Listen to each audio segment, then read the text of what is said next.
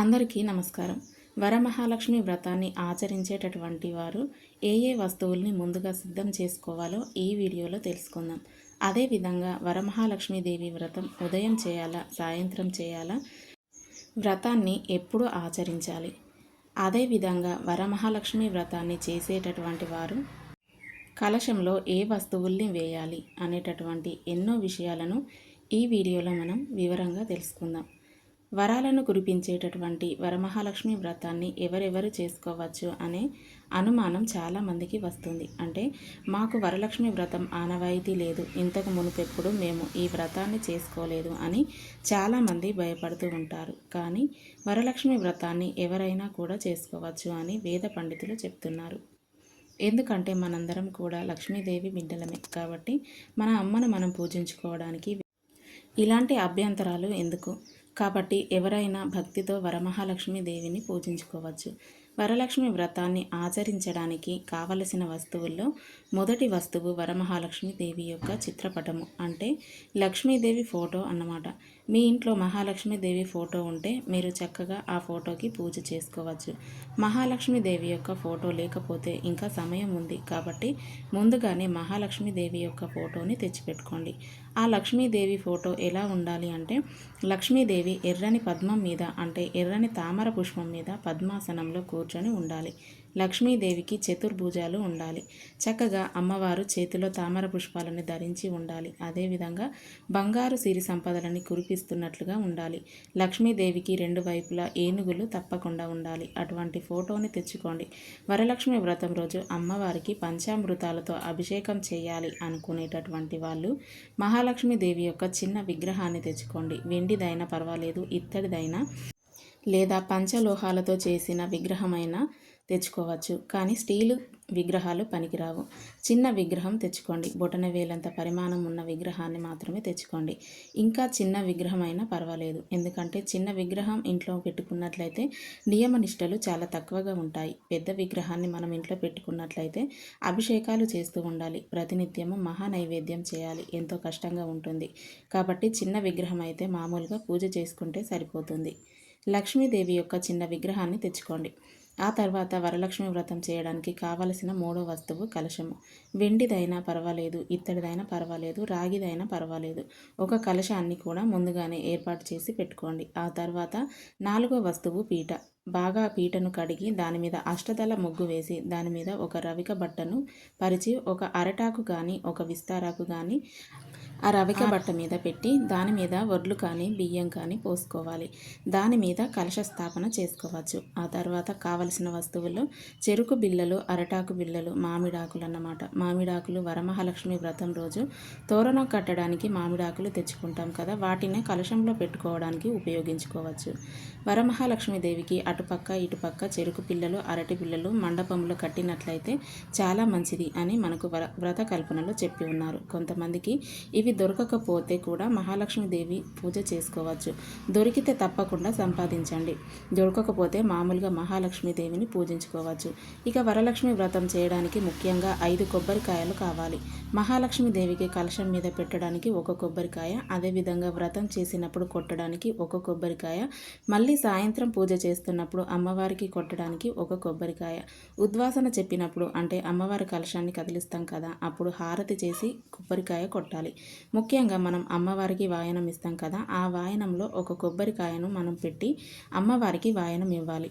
5 కొబ్బరికాయలను సిద్ధం చేసుకోండి. ఆ తర్వాత లక్ష్మీదేవికి సమర్పించడానికి నలుగు సామాగ్రి పూజా స్టోర్స్లో అడిగితే ఇస్తారు. నలుగు సామాగ్రి అంటే అద్దము, చిన్న దువ్వెన, చిన్న గాజులు 2, అదేవిధంగా కాటుక డబ్బా, పసుపు, కుంకుమ, ఈ నలుగు సామాగ్రి ప్యాకెట్ను కూడా మహాలక్ష్మి వాయనంలో ఉంచాలి.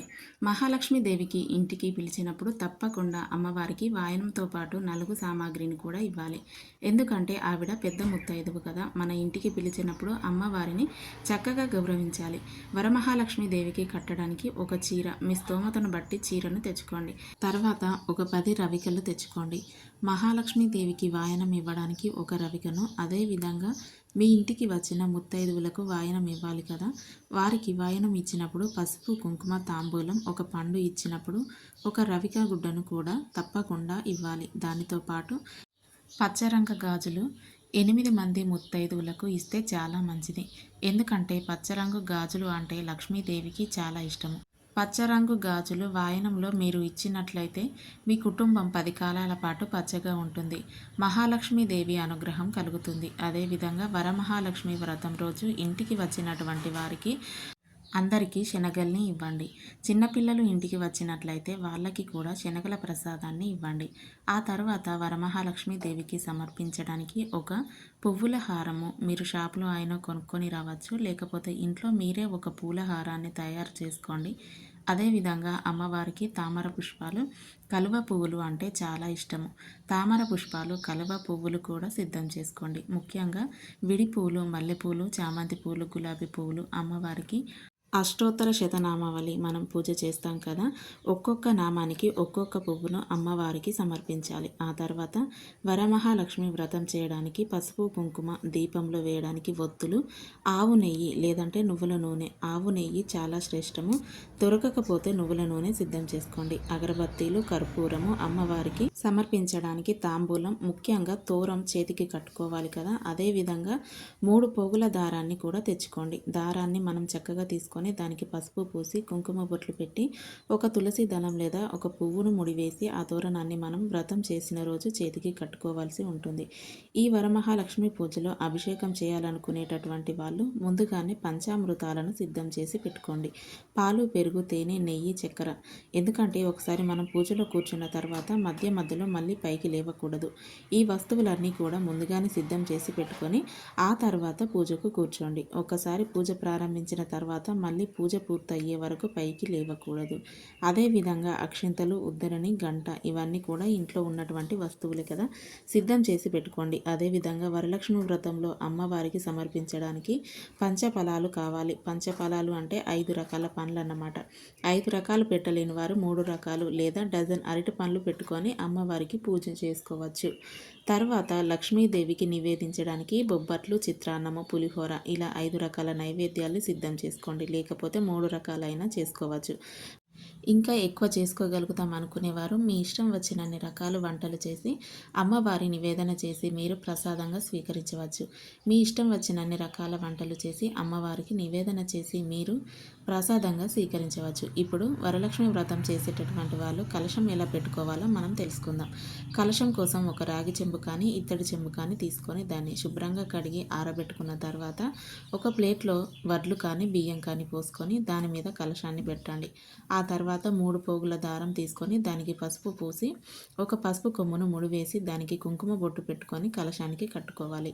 అంటే అది మాంగళ్యంగా మనం భావించాలి. ఆ కలశంలోకి కొంతమంది బియ్యం పోసి మామిడాకులు పెట్టి దాని కొబ్బరికాయను పెట్టి ఆ కొబ్బరికాయకు పసుపు పూసి తిలకం పెట్టి వరమహాలక్ష్మి దేవిని ఆవాహనం చేస్తారు. మరికొంతమంది కలశంలోకి నీళ్లు పోస్తారు. మీరు బియ్యం అయినా పోసుకోవచ్చు, కలశంలోకి నీళ్ళైనా పోసుకోవచ్చు.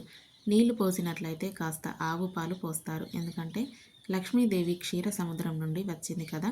ఆ తర్వాత అందులో కాస్త పసుపు కుంకుమ వేసి ఒక పుష్పాన్ని వేసి ఒక వెండి నాణెము లేదా బంగారు నాణెము లేదా రాగి నాణెము వేస్తారు. 2 యాలకులు, 2 లవంగాలు కూడా వేసి దాని మీద మామిడాకులు పెట్టి కొబ్బరికాయను పెట్టుకొని పసుపు పూసి తిలకం పెట్టి అందులోకి వరమహాలక్ష్మి దేవిని ఆవాహనం చేస్తారు. ఇలా 2 సాంప్రదాయాలు ఉన్నాయి. మీరు ఎలాగైనా చేసుకోవచ్చు. వరలక్ష్మి వ్రతం అయిపోయిన తర్వాత ఉద్వాసన చెప్పిన తర్వాత మీరు కలశం కింద అదేవిధంగా కలశంలో బియ్యం పోసినట్లయితే ఆ బియ్యాన్ని ఏం చేయాలి అంటే చక్కగా పొంగలి చేసి మీరు మీ కుటుంబ సభ్యులు స్నేహితులు అందరూ చక్కగా అమ్మవారి ప్రసాదంగా తీసుకోవాలి. ఆ కలశానికి కట్టినటువంటి పసుపు కొమ్మును 2 రకాలుగా మీరు వినియోగించుకోవచ్చు. ఒకటి, మీరు చక్కగా పసుపు కొమ్మును మిక్సీలో వేసి పౌడర్ చేసి ముఖానికి రాసుకోవచ్చు. లేదంటే నీళ్ళలో అరటి పిల్లలు మామిడాకులు వదులుతారు కదా, అప్పుడు నీళ్ళలో వదిలేయవచ్చు. ఒకవేళ మీరు కలశంలో నీళ్లు నింపి పూజించినట్లయితే ఆ కలశంలో ఉన్నటువంటి నాణాలను తీసుకొని మీరు డబ్బు పెట్టుకునే బీరువాలో పెట్టుకొని ఆ నీళ్లను పూల మొక్కలకు పోయాలి. ఇక కలశం మీద పెట్టినటువంటి కొబ్బరికాయని ఏం చేయాలి అంటే ఆ కొబ్బరికాయను పగలగొట్టి బియ్యంతో మీరు పొంగలి చేస్తారు కదా, దాంట్లో ఈ కొబ్బరికాయను తురిమి వేసి ప్రసాదంగా తీసుకోవచ్చు. ఇంకొంతమంది తాంబూలంలో కొబ్బరికాయను దక్షిణ పెట్టి ఎవరైనా బ్రాహ్మణుడికి దానం ఇస్తారు. అలా అయినా కూడా చేసుకోవచ్చు. వరమహాలక్ష్మి వ్రతం ఏ సమయంలో చేయాలి? లక్ష్మీదేవి సాయం సంధ్య వేళలో ఇంటికి నడిచి వస్తుంది కాబట్టి ఆ సమయంలో వరలక్ష్మి వ్రతం చేస్తే చాలా మంచిది. కొన్ని సాంప్రదాయాల ప్రకారం ఉదయమే వరమహాలక్ష్మీదేవిని స్థాపించి పూజిస్తారు.